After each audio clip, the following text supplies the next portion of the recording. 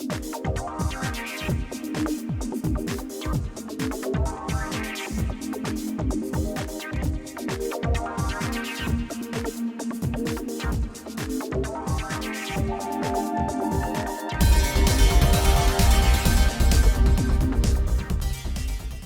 want to talk about epidemiology and immunology because, of course, they're probably the two hottest topics of 2020.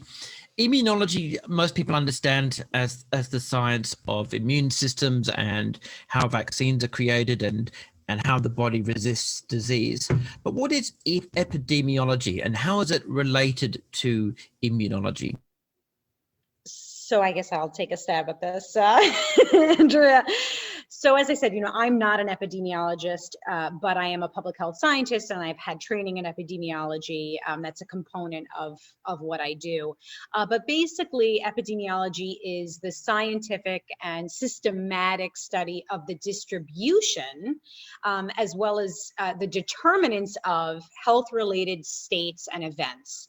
Typically, we're talking about disease. We're not always talking about disease, and always in specified populations.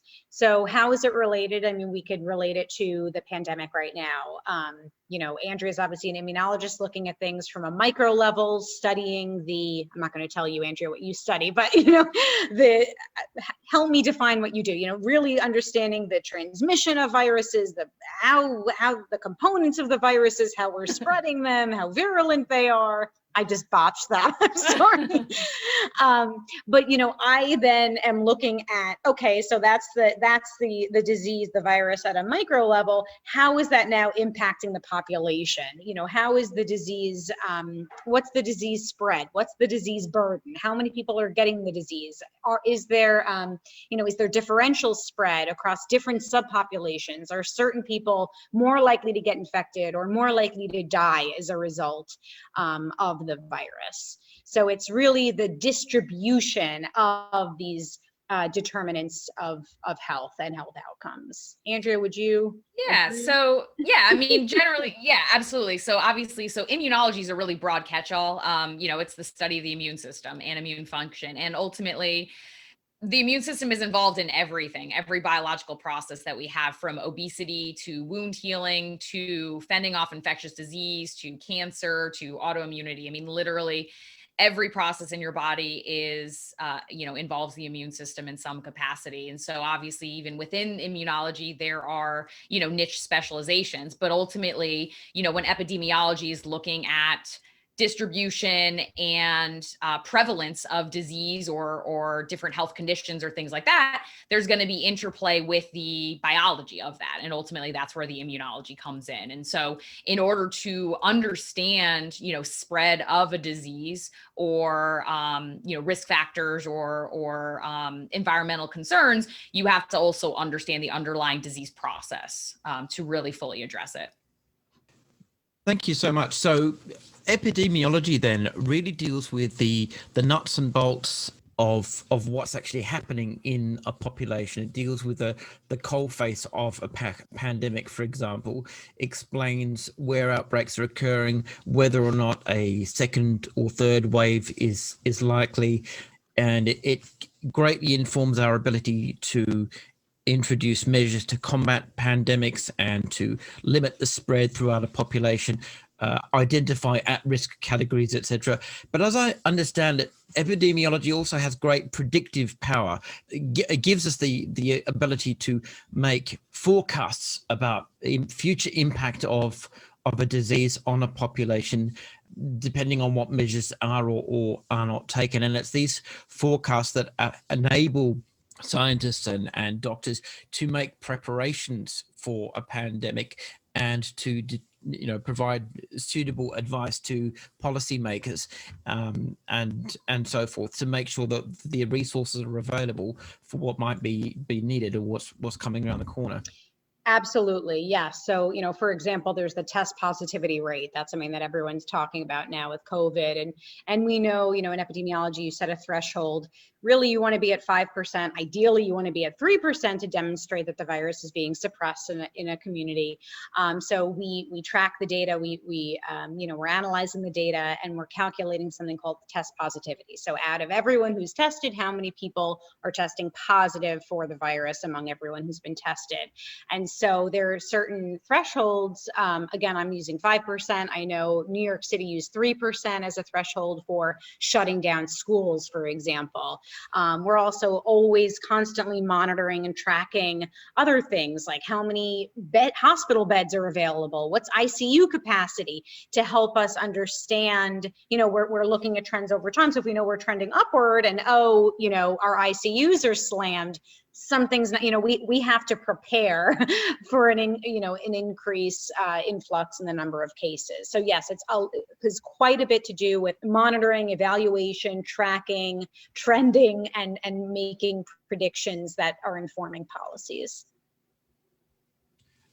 So now we've arrived at the pandemic. Let's talk about how it's being handled where you live. And by where you live, I mean your home state. In Australia, and I'm in South Australia, but in Australia generally, as you might be aware, we're doing pretty well. We think we're doing pretty well. We've introduced some very strong measures, and those were introduced very early, and they've been upheld quite rigidly.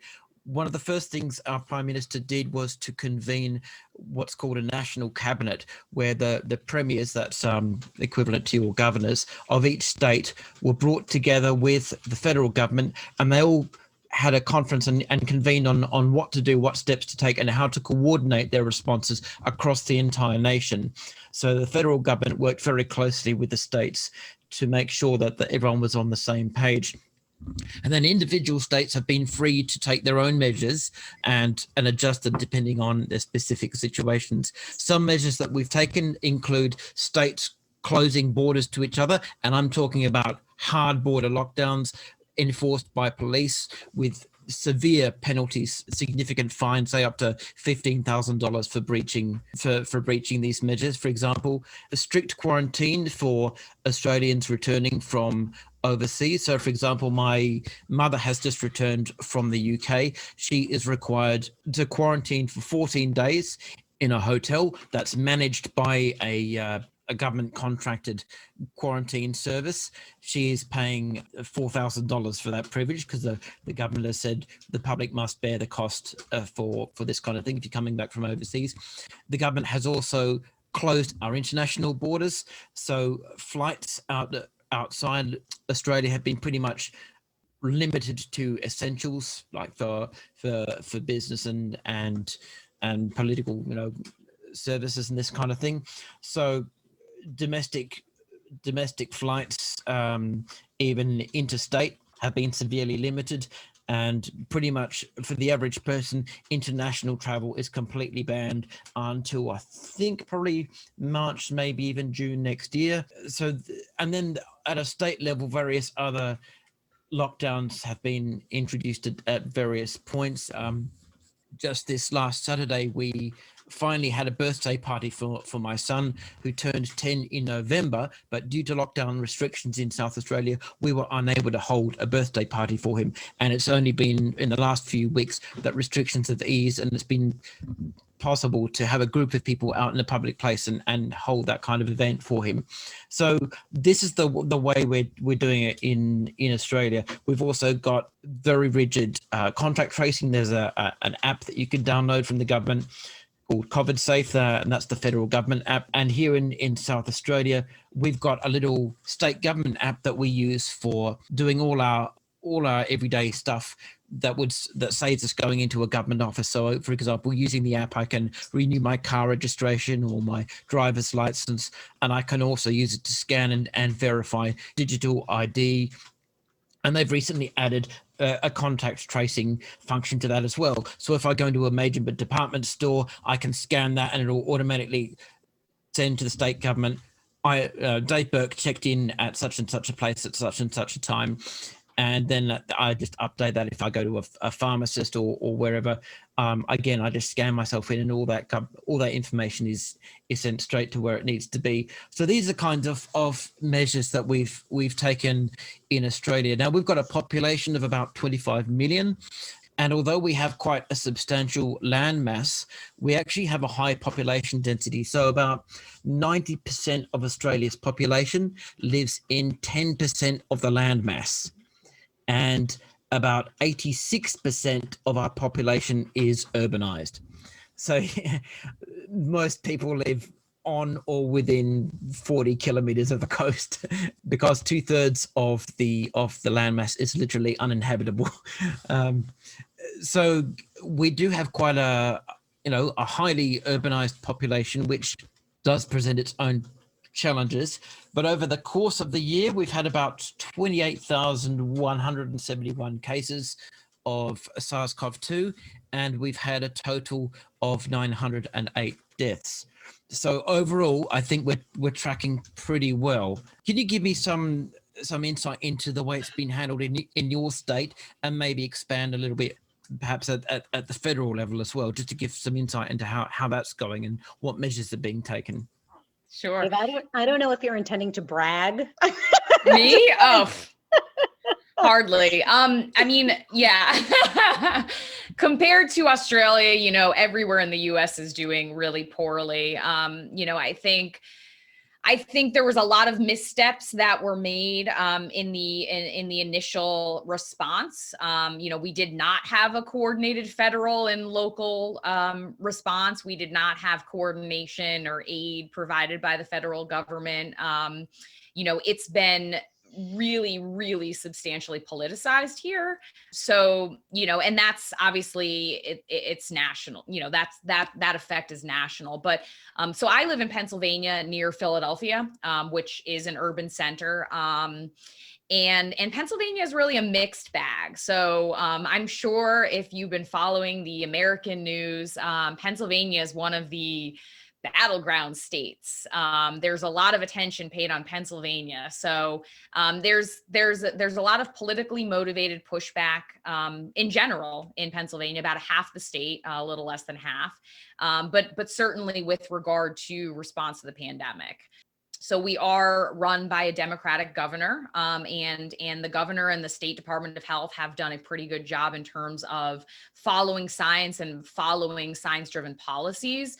The challenge is in the U.S. in general, and certainly, when you look at certain political affiliations, there's a lot of emphasis on political freedom and again, a lack of collective responsibility. So, in Pennsylvania, we do have a statewide mask mandate. Lots of people defy it, and there are no repercussions for if you defy it.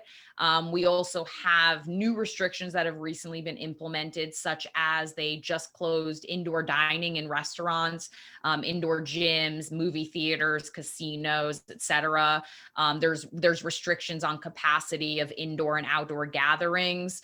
Ultimately, though, again, there are a lot of those businesses that are defying that. The only penalty right now is a nominal fine, and a lot of these businesses are vocally defying it as some sort of kind of stamp of pride, and are like, we're going to pay the fine, we're not going to let them infringe on our freedom.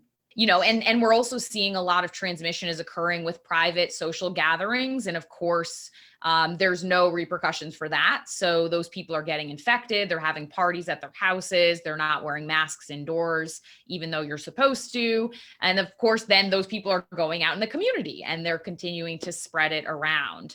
Another thing that has gotten a lot of pushback is that we have no federal financial aid for any employees, employers, or businesses that had to shut down or were forced to shut down as a result of the pandemic.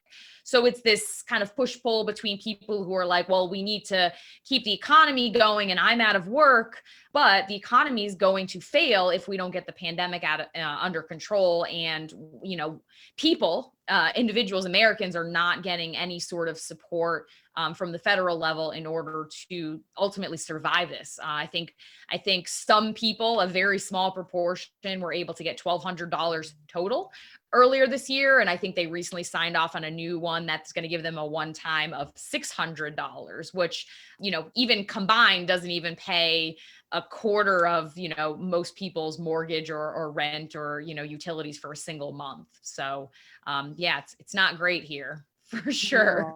No, it's not. I think Andrea is really touching on something that's rampant right now. There's this push, you have a good handful of us are really focused on getting this pandemic under control. And then I honestly, at this point, Andrea, I don't know if you'd agree, I think it's the majority of people are so focused on the economic implications of shutdowns and of these mitigation measures. So it's really more about businesses versus public health. So that's really unfortunate. I live in Florida, and I don't know if you're allowed to curse on this podcast, so I'll suffice it to say, things are not great here. All kinds of suspicious data snafus, inconsistencies with reporting. I mentioned the test positivity rate. You'll get a different answer if you look at, every website has a totally different rate. So there are all kinds of inconsistencies that are politically driven.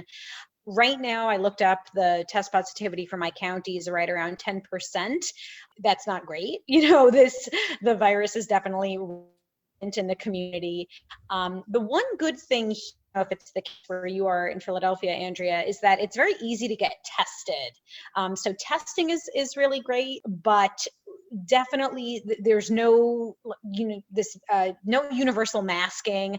I've gotten glares if I wear masks. I've walked into restaurants or to pick up food. I'm not doing any indoor dining right now, even though that is totally open here in Florida.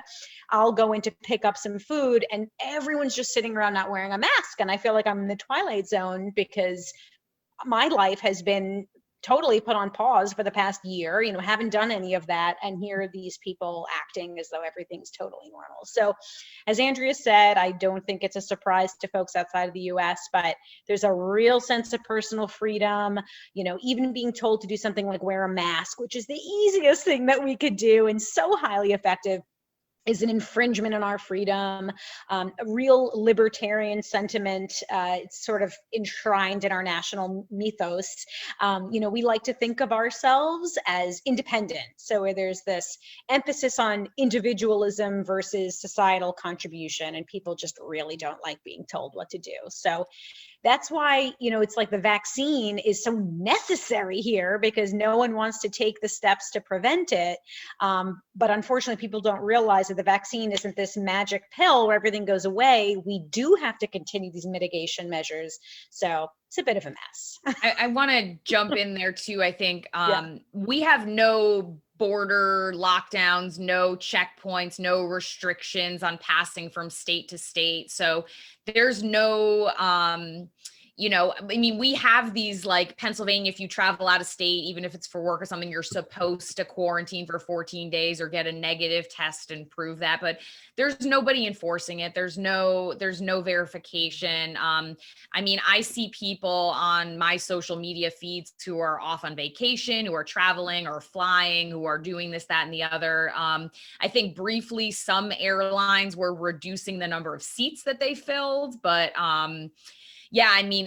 it's pretty much a free for all here. And Pennsylvania is interesting because it has a population of 12.8 million. It's very heavily concentrated in the East Coast and the West Coast. The middle is much more rural and more farmland.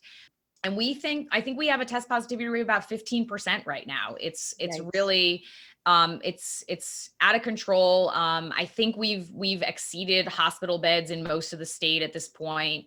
Very few people, are doing, it's like this group project, right? Where, the two high achievers in the class are doing all the work and the 20 other people in the class are not doing anything and they're dragging the curve down and except, the curve is people's lives here.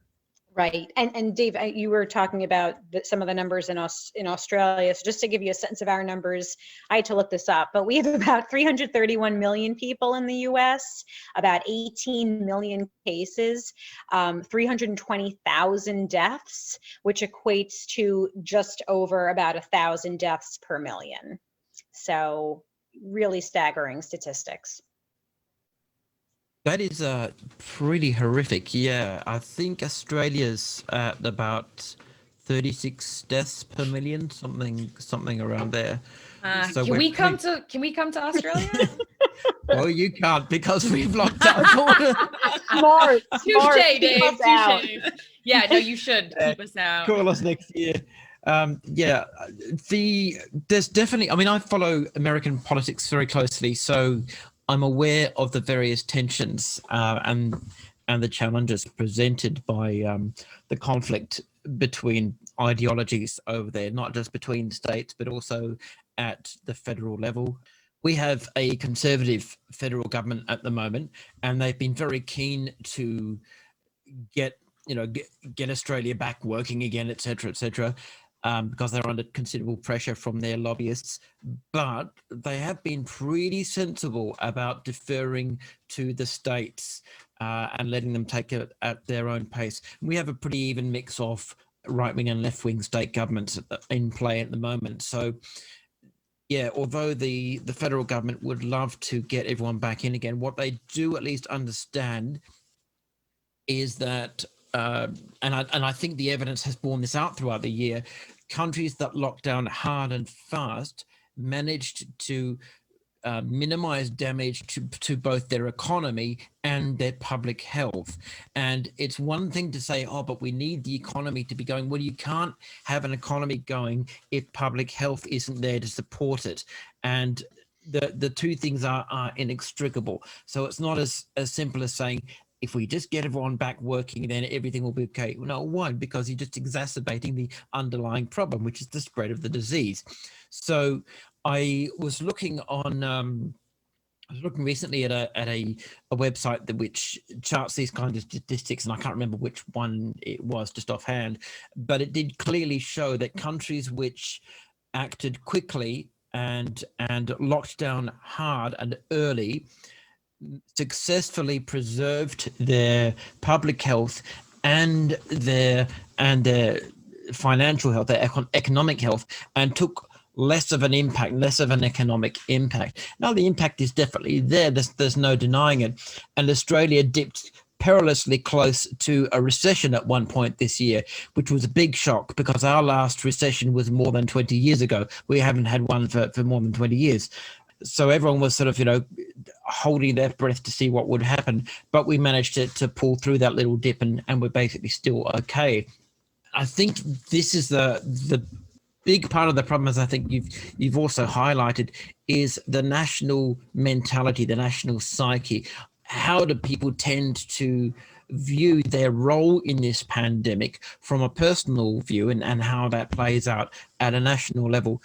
You rightly say that the US has a very strong libertarian / independent mentality, and that's this. Australia sort of does have an independent mentality as well. We are particularly known for our mockery of our politicians, for example. The satirization and lack of respect for politicians in this country is legendary.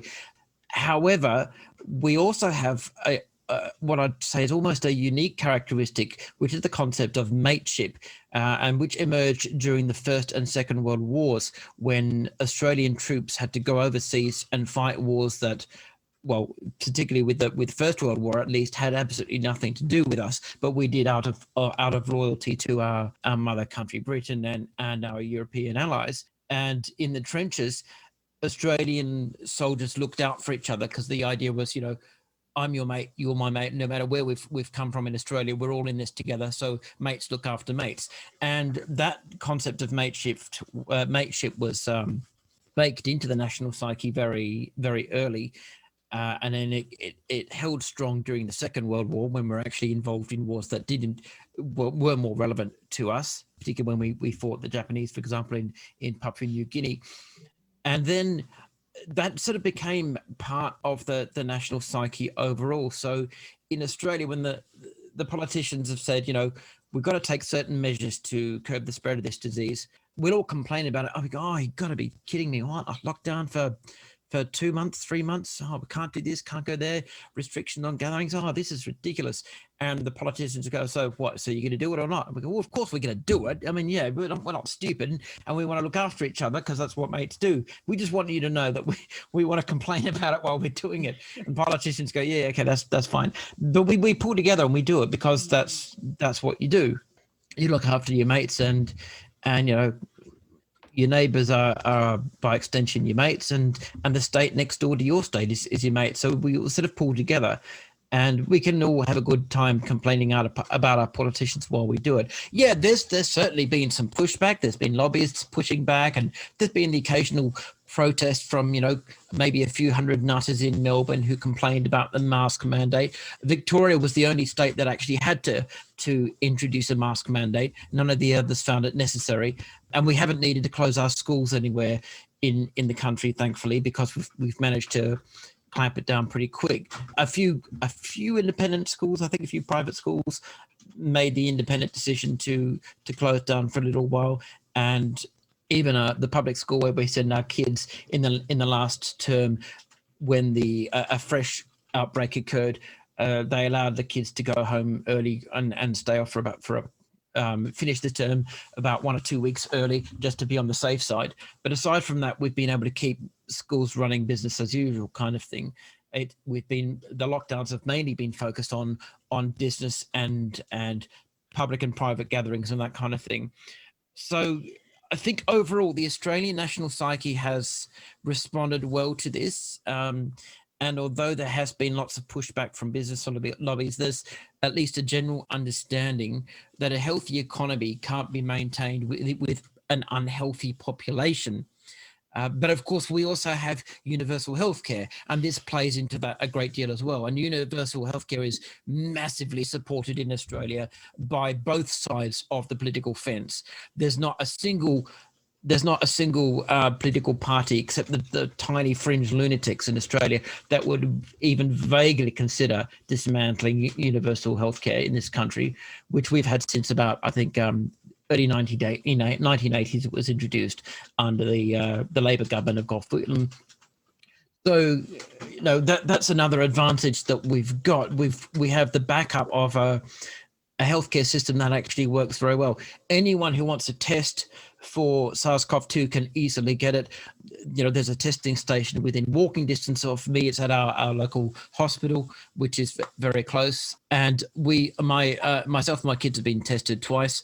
So we just went to our local testing station on the day. Within 20 minutes, we'd been tested. Within 36 hours, we'd got our results, and it's free of charge no matter where you go across the country. So that helps as well. I think part of the problem in the US with medical expenses being a barrier to people, I think that might have played into this too, the problems that you're facing over there. Would you like to sort of expand on that maybe? Yeah, I mean, I think, we see huge healthcare disparities across the board. Certainly with preventative care, I mean, we're a country that's very focused on treating a medical issue once it's arrived, as opposed to preventing medical issues in general. I remember I had a professor who did a sabbatical in Australia, and he told me this story about how he got very, very ill, and he was in the hospital, and he leaves, and there was this like really nominal bill, and he's not even Australian, he's American, and he was just floored by that. But I think it's interesting, because I think generally some sort of universal healthcare is technically supported, but then when you talk to people and you try and ask them, like, how they want to implement it, they simply just don't want to pay more in taxes. And it's less that they're not understanding that their taxes they're already paying would be redistributed to fund that, and actually would reduce our healthcare cost. We have we have 2 times higher healthcare costs than the next leading developed nation, and we have worse health outcomes substantially. We have lower life expectancies compared to most other developed nations. And a lot of it is really because we have these dramatic healthcare disparities and socioeconomic status. The income inequality is dramatic here. And we see more of that in persons of color communities and things like that, urban centers. We have a huge problem with homelessness, and ultimately all of those things kind of, bubble over and lead to the fact that, we have an elite group that get really great, really amazing healthcare, and the vast majority of people get mediocre healthcare at best. And then there's a large proportion in the bottom who get no healthcare at all. Absolutely. I mean, I just want to echo everything that you're saying. Really, Dave, what you described is really something like a fairy tale to us. It's really unfathomable. What is it? Every $1 in every $4 or $5 in the US is spent on healthcare. We spend so much out of pocket. There's something called, I don't even know if you're aware of this, VIP medicine. So we're already, it's already commercial, privatized health insurance market. But then if you pay like a health system money, you get VIP. You could see, you get better care. You see the top doctors. You could see them first. I mean, it's a total business. There's a business of healthcare in this country. To your point about the availability of tests, cost of tests, at least where I am, I know that if we wanted to, you can get it. You can access a test and for free. But I've heard people paying upwards of $100 US per test, with a turnaround time of you said like 1 to 2 days. It takes several days, more than a week, and then of course that limits the utility of the test because time has elapsed. You could have exposed other people. Anyway, it's really, the business of healthcare has really hurt us in this country. And the mentality that you described of, what did you say? Help your mate. That's really not, that does not exist here. That exists in pockets. Obviously, Andrea and I subscribe to that mentality, but that is not. We hear all the time. Why should I get vaccinated? You get vaccinated. Why does it? Why does it matter? This idea of herd immunity and community immunity. It flies over people's heads. It's really, as you said, Andrea, it's a failed group project. Yeah. It's interesting. So in Pennsylvania, it's actually quite difficult to get a test unless you have a known exposure. Some of them are covered. So if you have a known exposure, there's certain criteria, they're covered. But for me, for example, I have to get precautionary tests for work, and those are out of pocket, and they're usually somewhere between 75 and 150 US dollars. And of course, most of those end up being the rapid tests because they have to reserve the PCR test for, actual exposures. And so, of course, they're more inaccurate as well. So then you kind of get into this little can of worms here where, you're kind of paying for not a lot of information. I really appreciate your insights on that. I mean, healthcare is a much broader topic that I would love to discuss with both of you and a couple of other people I've got in mind. Actually, I would love to do a larger sort of conference call on this because it's an issue that's very close to my heart, and I think it's an issue that's going to increasingly become a major one in the future as Western populations continue to age and questions about sustainability arise.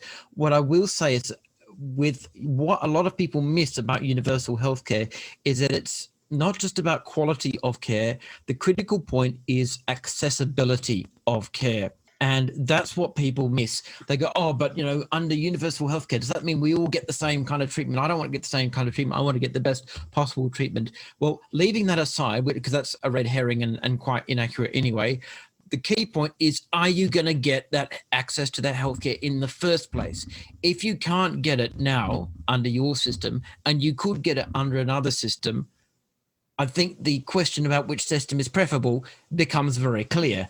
The answer sort of presents itself. Now in Australia, under our system, we have a mixture of public and private. We've got plenty of private hospitals around. People can use them as much or as little as they want. People are free to buy and use private healthcare, health insurance if they want to. It can be, you can, no matter where you live in the country, it can be bought and sold across state lines. If I live in Western Australia and I want to buy private health insurance from a company based in Queensland, sure, I can do that. There's no restrictions whatsoever. And by law, the insurance companies are not allowed to refuse insurance on the basis of pre-existing conditions or age. So, you know, you've got no restrictions there either. And again, it's about access. Now I have ulcerative colitis and ankylosing spondylitis, and they don't get along well with each other, which is why I have to balance out the types of medications that I take for them. But the bottom line is those medications are wonderfully affordable.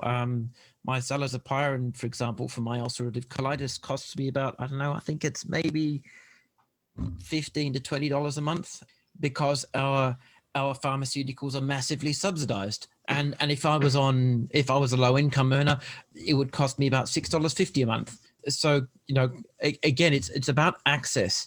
The other thing is that not only is nobody required to get private health insurance, they're not penalized if they don't get it. And even if they do have private health insurance, they're still free to use the public system as much or as little as they want, because after all, your taxes are paying for it. So, and I have, yes, the whole question of, but you'll pay more in taxes, it really isn't borne out at all. I mean, we've got pretty generous tax bands in Australia. We've got a tax-free threshold of $20,000, so low-income earners are very well accommodated there. And our universal healthcare is funded by a 1% income levy, which kicks in at a certain income threshold. And then if you are earning above a certain higher threshold, so if you're above $100,000, you get an additional surcharge, which is 1.5%. So a lot of people will pay a maximum of a 1% levy on their income towards our universal healthcare system. And if you're in the super rich category, you're paying an extra 1.5% on top of that.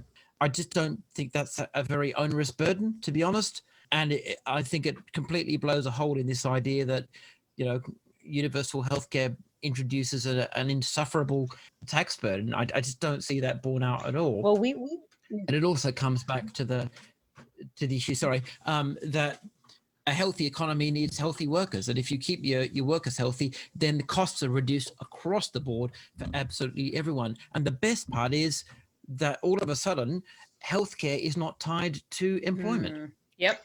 And that, again, is an accessibility issue that I think a lot of people overlook. I was just going to say, we could probably speak for hours about this, and we would welcome the opportunity to speak with you again and with others. And actually, it's so funny. Andrea and I do our very best to steer clear of politics, and this is such a highly politicized topic that I think if folks heard even just what we've said, which is, I mean, totally innocuous, common sense, yeah, we would be, immediately people would discredit us as having a political agenda, and it's yeah, right. It's very unfortunate, and yeah, I mean, we have this mentality that, we keep our nose to the grindstone and we work we go into work when we're sick because we don't have guaranteed leave, and, people that are hourly workers don't have any, guaranteed leave if they have to take a day off sick, and we don't have subsidized childcare. And I mean, we don't have the benefits of a society that afford people to actually stay healthy and have a functioning economy. It's really unfortunate.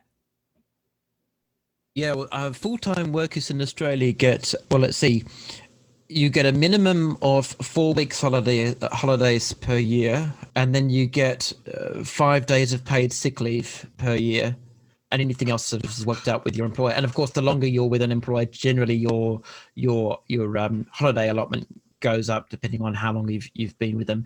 But 4 weeks is the minimum, and then 5 days of paid sick leave or carers leave per year. Plus, of course, we've got maternity leave and paternity leave bundled into that as well, and that's paid. So sorry, I can see this is very painful for you. Salt on the wound.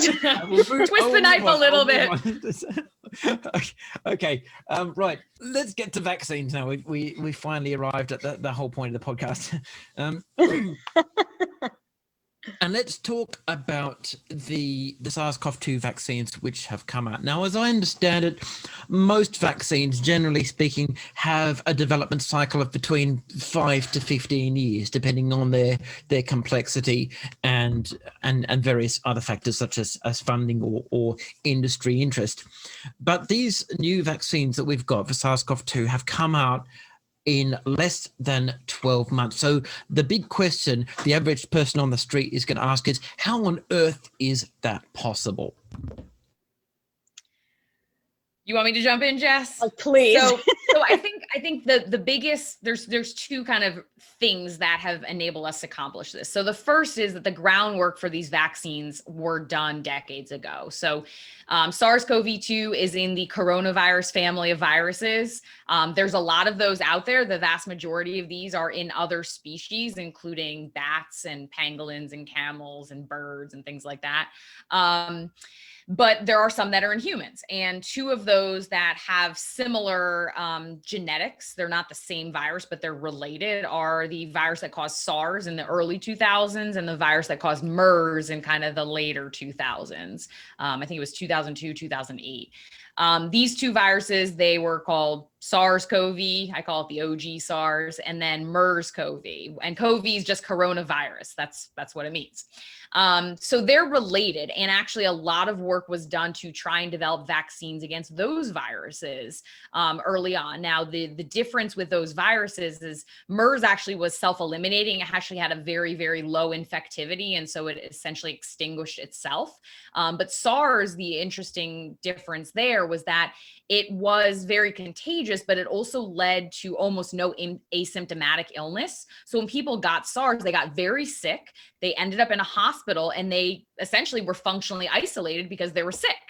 So there weren't people walking around the population infecting all these people. So even though it was quite dangerous, it didn't spread as far as we're seeing COVID-19 spread.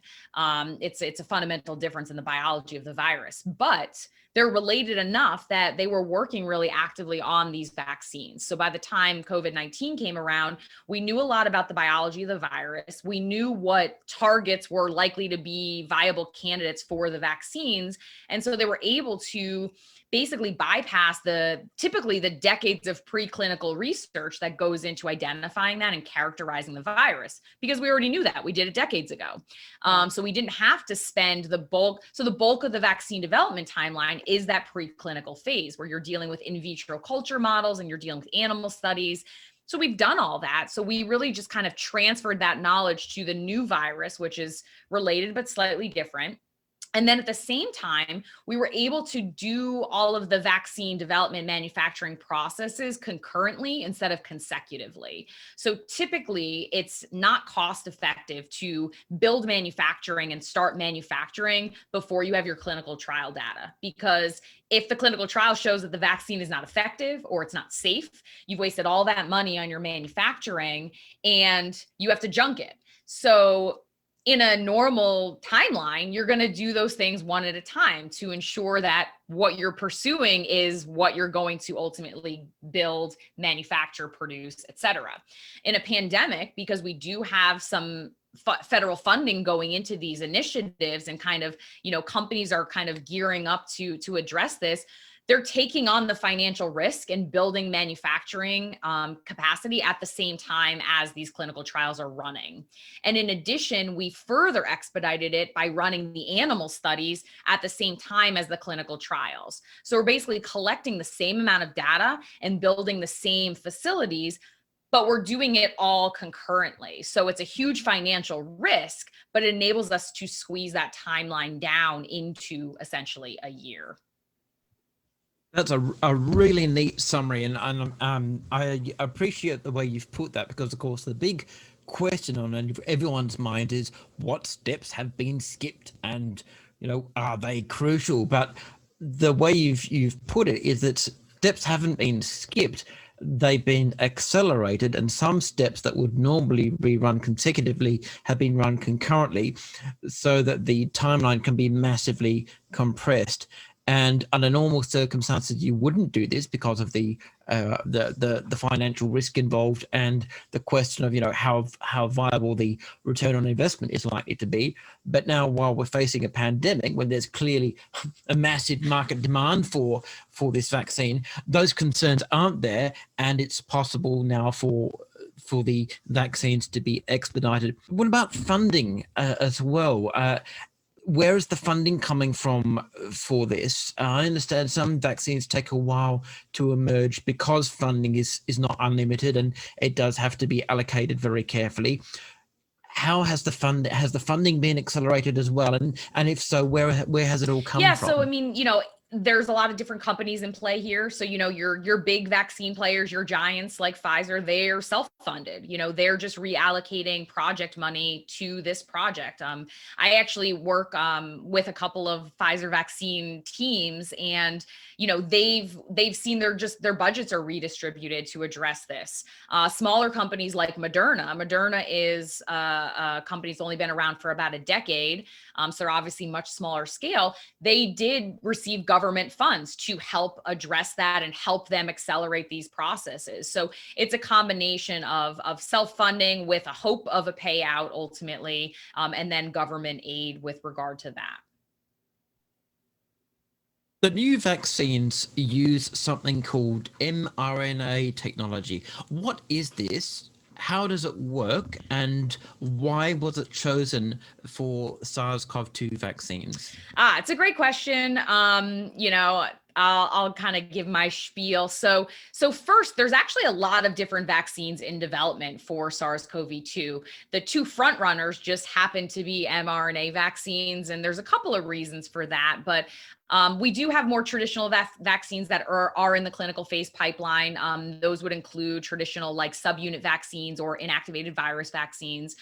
There's also another new technology called viral vector vaccine. So that's the Johnson & Johnson and the AstraZeneca Oxford vaccines. Those are based on a vector-based technology. And then the Pfizer BioNTech and the Moderna ones are based on the mRNA technology. And so mRNA is this transient molecule that ultimately has a sequence that tells our cells to produce a functional component of a gene. So the functional product of a gene is a protein. And ultimately, RNA works as this intermediary. So our genome or our genetic code, our everything that makes any organism what they are is typically contained in DNA, and DNA lives inside a particular compartment of our cells. And you can envision DNA as being the encyclopedia of our cells. Everything that ever we would need to know is contained in that DNA. RNA, you could imagine to be like a page of notes that you jotted down from a single volume of that encyclopedia. It's not quite the same. It's not a photocopy because it's not the exact same format. It's a different molecule and structure. And it only includes the most important critical information. And so you cut out all of kind of the intermediary information. So you jotted some notes down. It has all the key salient pieces. And then it's used very transiently. So once that RNA is the notes are taken, this specialized complex in our cells called a ribosome reads that note and it makes a protein out of it.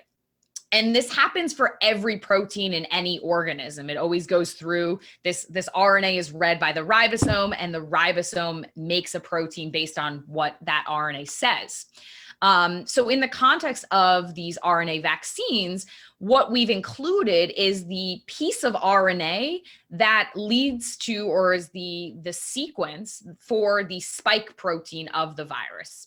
So the virus has this capsule around it that has proteins and fats, and it has these little projectile proteins that stick out of it. And those are the proteins that grab onto our cells and infect us. So those are the proteins that our immune system recognizes as foreign because that's the first thing they encounter. They're like, hey, this protein is in our body. It doesn't belong here. So the mRNA in the vaccine is simply the template to produce that protein. So when we get injected with that mRNA, our body's like, hey, some RNA, I'm going to make some protein out of it. So the ribosome reads it, it makes this protein.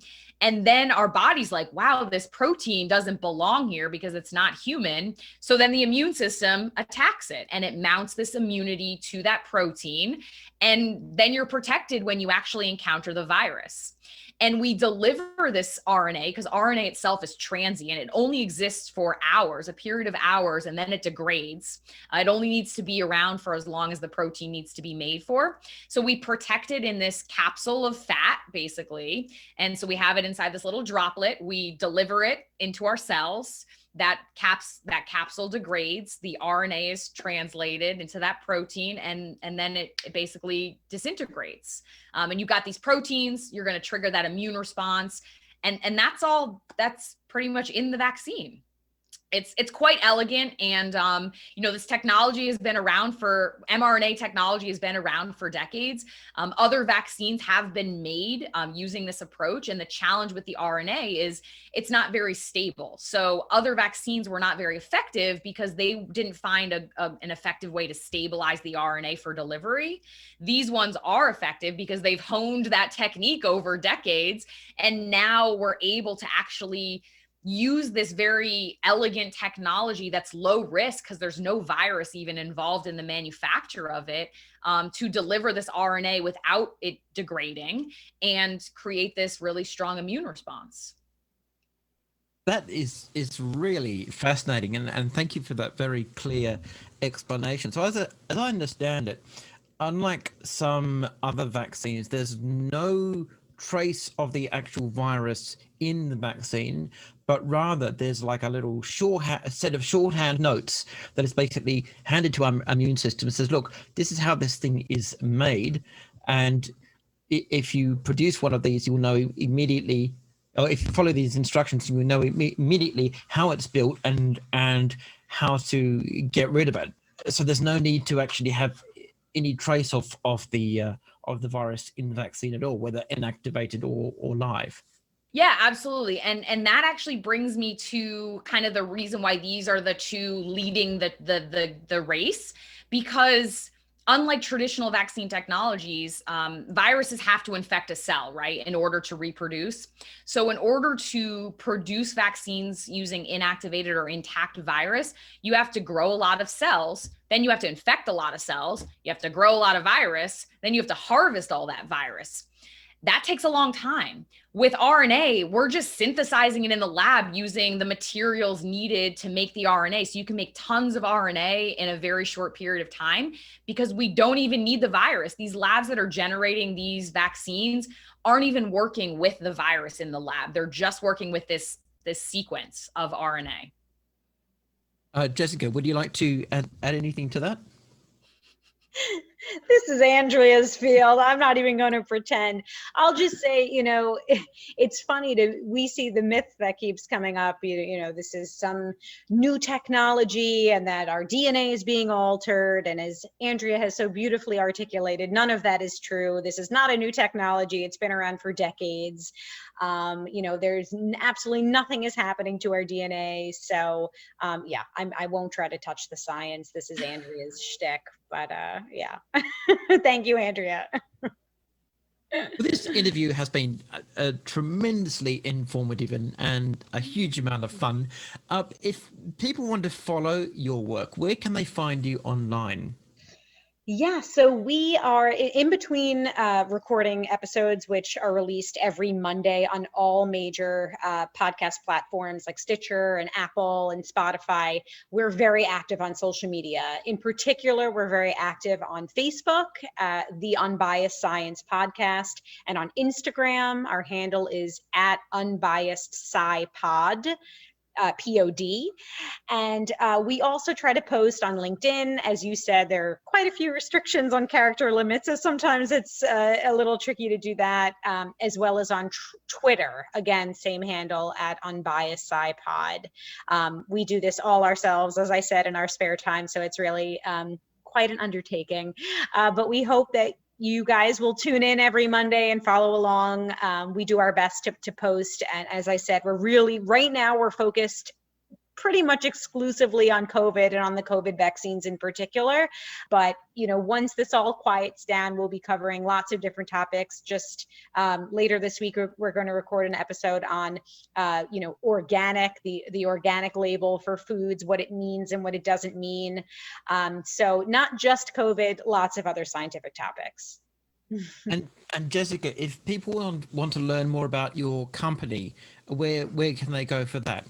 Oh, thank you for mentioning that. Yeah, Vital Statistics Consulting. We're less active on social media. Actually, Unbiased Science is a wholly owned subsidiary under VSC, but we do have a Facebook page, Vital Statistics Consulting. We're also on LinkedIn.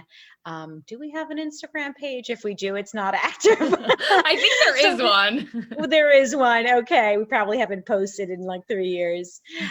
But yeah, Unbiased iPod we're definitely very active on social media, and that's the best way to interface with us. We love answering questions. We love feedback. We're actually just about to do a post saying that, we're so grateful we are growing our following. And of course, our goal is not to get followers, it's to spread information. But that means that people, there have been quite a few posts and we're having trouble keeping up with the posts. So really the best way to get in touch with us, if there's any sort of pressing or urgent topic, is to reach out to us by message through Facebook or Instagram, or to email us at unbiasedscipod@vscgrp.com. Yeah, the comment threads can get a little off track and it's hard to manage all of those. So direct message is always best.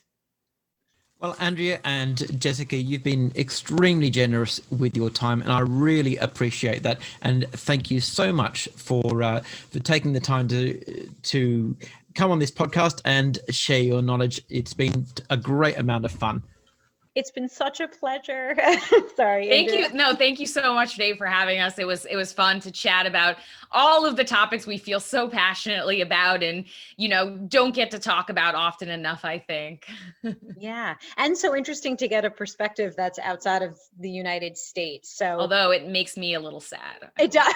It's a little bit depressing, but we'd love to continue the conversation anytime. Thank you so much. My pleasure. Thank you.